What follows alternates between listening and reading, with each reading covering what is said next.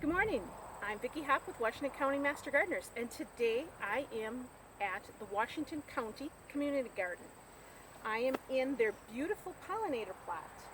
Mary Riley Kliss is my guest. Mary, why don't you come in and talk to me about a pollinator and this garden, and then we'll talk about why we need pollinators. So, Mary, welcome to the video, and we will talk about the garden and what plants we have in this garden. Okay.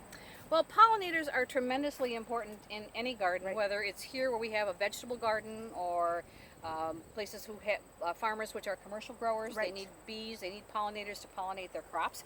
Some people need them for the regular size zucchini if they would like to do that. And other people are creating baseball size zucchinis. Oh, I love that. We all have those. We Exactly. all have let the zucchini go too long Exactly. and have. Yeah. But that's really quite an unusual zucchini. It certainly is, and it wouldn't be here if it weren't for pollinators. Okay. The pollinator plot went in 3 years ago, and in the plant world, the saying is the first year the plant sleeps, the second year it creeps, and the third year it leaps.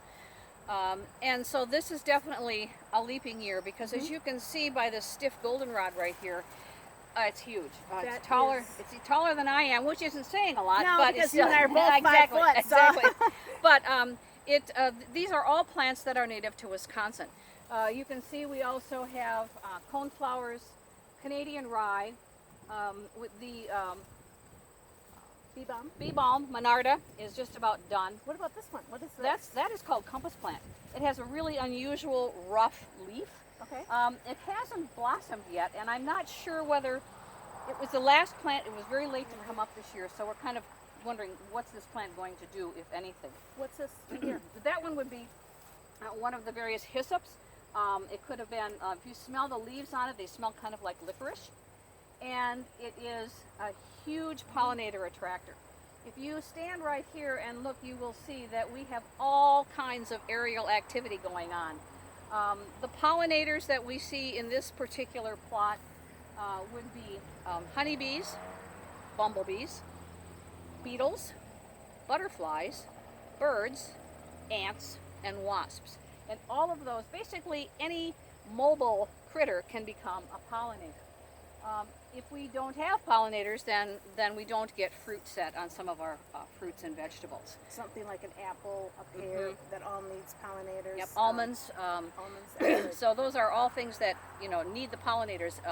Sometimes we get a question as master gardeners of how come I'm not getting any fruit set on Right. my zucchini. Right. Well, maybe it's because you don't have any pollinators Yeah. in your garden.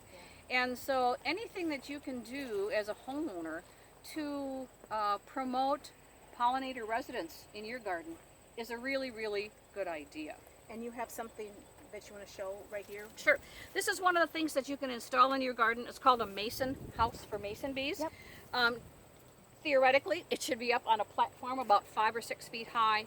And it is a home then for the other kinds of bees, different from the honeybees which are living in our hive down the Right. down So when people say to me, they want to get something that's a pollinator, but they don't want to have a hive. They want to do something, bring in bees. This is the perfect way Perfect. of doing Absolutely. it. I know I have 2, Okay. and I have to say that when I put it up in May, I cannot believe how fast I already have little pieces of grass and things coming out that they've already put their eggs, and that they will be pollinating. They will be bringing in new bees into my garden at all times. But Mary, what else do you? What other plants besides what you've got here? Is there some other plants that you would recommend us to have in our garden? Okay. Coneflowers, which we do have some here. But one of the annual plants that are fantastic for all kinds of pollinators are Mexican sunflowers, Oh, right. which is a smaller annual that readily reseeds itself, and then also the regular sunflowers. If you walk down to, there's a corner plot down there full of Yeah. sunflowers. Sometimes it looks as though the head is moving with all of the various Right, kinds of right. pollinators that Okay, are on top. Okay. Well, Mary, is there anything else that you want to talk today about the increasing pollinators? I know if we don't have them, we don't get vegetables, and if we don't have that, that affects all of us because of needing pollinators. Is there anything else that you can think of that we need to talk about? Yeah, I think we need to change our standards a little bit, switch things out in our expectations for our yards. Okay. You know, on our personal homes, the theory has always been a big grassy expanse, Yes, mowed absolutely. 2 or 3 times a week, Absolutely. water it every other Oh, day, yeah. whatever you need to do to make it beautiful. Right. And I think that by doing that, you are preventing pollinators from taking up residence. My husband and I used to be real concerned about dandelions, and now we don't give any care about dandelions anymore. In fact, we sort of encourage them, Yeah. because the dandelion is one of the first plants that provides a source for pollinators for food. And so if it's in a plant or place where we don't want it, we dig it up. We do not use chemicals in our yards. I think cutting back on the use of chemicals is really important. On the back of every label of a product that you purchase, if there's any warning on there that it's harmful to bees, I would recommend that you really think about what is it that you want to get rid of. Here at the gardens, our policy is if it's not good for bees or people, please don't use it. Yeah. So we do a lot of hand digging, Yeah. a lot of elbow grease. We'll dig up various plants if you don't want them anymore. But other than that, I mean, just kind of rethinking. I think it's going to be a slow process, because economically, it's a big business. It is. And so by kind of rethinking how we plant our yards and how we sustain them, I think will help us have a more sustainable source of vegetables and fruits for ourselves. Okay. All right. Um,